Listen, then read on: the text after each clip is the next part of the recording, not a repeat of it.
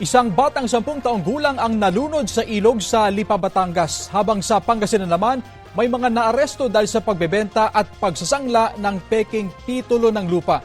Ang mainit na balita hatid ni Claire Lacanilaw Dungka ng GMA Regional TV 1 North Central Luzon.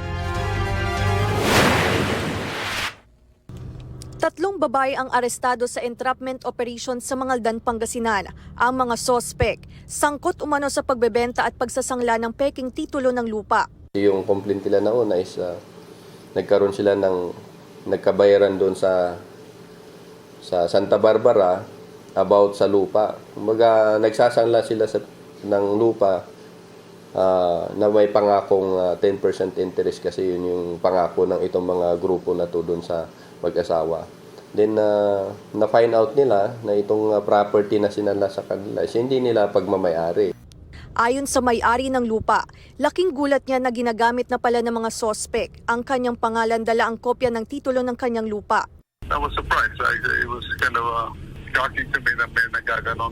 Adjacent property, may isang 1.5 hectares na binibenta ko. Kaya lahat ng mga titulo, photocopy, kailangan na sa buyer provided. Tumangging magbigay ng pahayag ang mga sospek na naharap sa kasong estafa at falsification of public document. Ayon sa pulisya, sangkot din ang mga nahuling sospek sa rentangay o rensang lamodus ng mga sasakyan.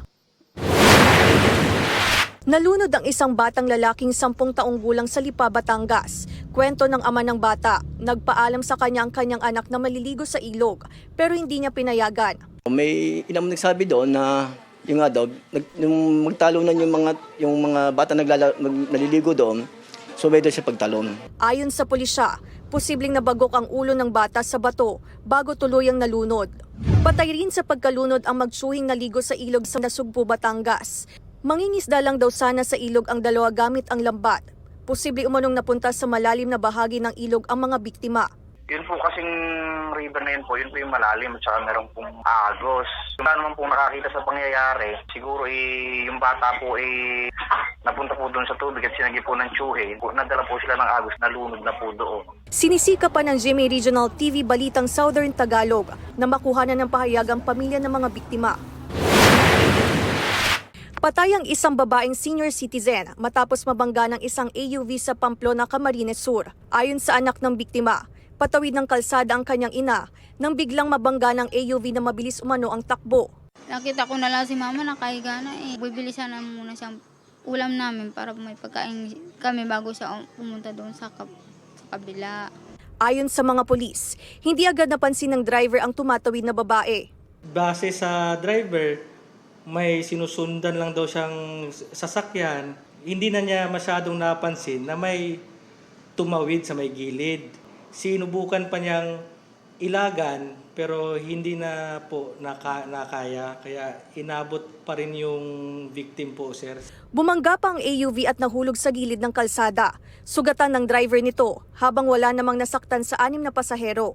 Sa huli ay nagkaareglo na ang magkabilang panig. Mula sa GMA Regional TV 1 North Central Luzon, Claire Lacanilaw Dungka, nagbabalita para sa GMA Integrated News. Kapuso, para sa mga maiinit na balita, mag-subscribe sa GMA Integrated News sa YouTube. Sa mga kapuso naman abroad, subaybayan nyo kami sa GMA Pinoy TV at sa www.gmanews.tv.